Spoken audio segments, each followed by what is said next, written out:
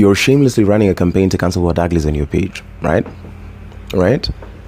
Because they performed at Mashujaa Day at a state function.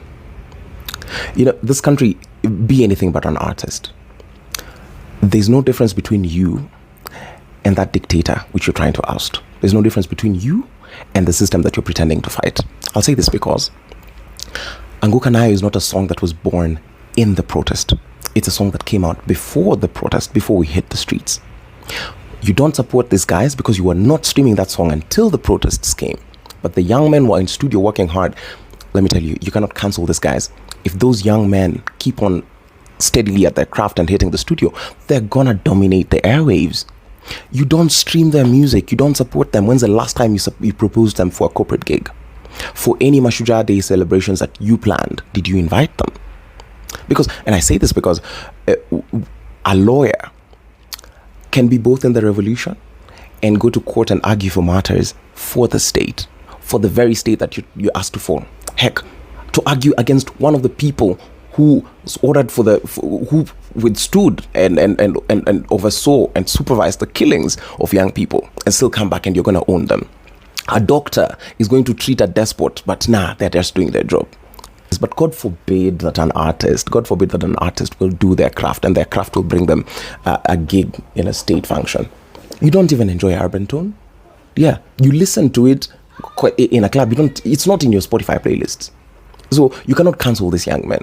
However, going back to the artists, what's the difference between them performing at a state function and your grandmother who supplies beans to a government school? What's the difference between you, who we were on the streets protesting to get internships at the Public Service Commission?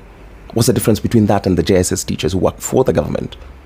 If anything, the president does not directly procure music. Music for any state function is organized by the PPMC. And all your favorite artists, any hit maker, most of them, I could say 99% of them, rehearse at the PPMC. It's a free space. It's a great space, as space for dancers and music, and it's just a great space. But the reason why I'm also saying there's no difference is because you, just like the system you're trying to fight, you see a good thing, you want to appropriate it. So we took this young men's song and we decided that this is going to be a protest anthem. And now that they've gone to perform at a state function, which is also a form of protest, because Anguka Nayo being performed in front of those people is a kick in their face. It's not our fault that they don't see it. It's not what Douglas's fault that those losers don't see it. But you, once they start acting different, you want to kill them. It's because you don't have a gun. But there's no difference. I now see the people who voted for Ruto. I understand how we could find this government. But now you pretend you're all up in arms. You want to cancel, you want to act on everything but the things that you're supposed to be acting on. And then artists are also joining the train. You can't even stand up for other artists. The whole world, the whole country knows what everybody else is supposed to be doing. When you see these people selling their cars or their laptops or their cameras or whatever it is that people sell on here, you don't see them pushing that on their business. They separate their work and their activism very, very clearly. But for artists, no, put those love songs aside. Don't tell us about women or drugs or whatever it is your emotional experiences are. Now we want songs for revolution. It is a hard time to be an artist. But then, this even ties to the point that I had said, that people hate poor people. You absolutely abhor it, because these are young men who are doing what they were found doing the thing. These people have just been hitting the studio consistently and doing their thing, and now their talent has brought them to great people. I don't see you chide your pastor. I don't see you chide anybody who voted in this guy. I don't see you chide the people who supplied sound. No, but it has to be. It's the artist who has to take the fault. Yeah, so you go ahead with that stupid campaign of yours. Yeah. But you're doing that because you're an armchair revolutionary. Because you can't do anything. You won't show up for anything that's meaningful. You just want to spread hate.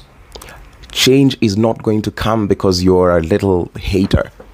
And the people who are doing the things are not going to stop doing the things or saying the things because there's a little hater called Abscondata on Twitter with 13 followers saying the platform.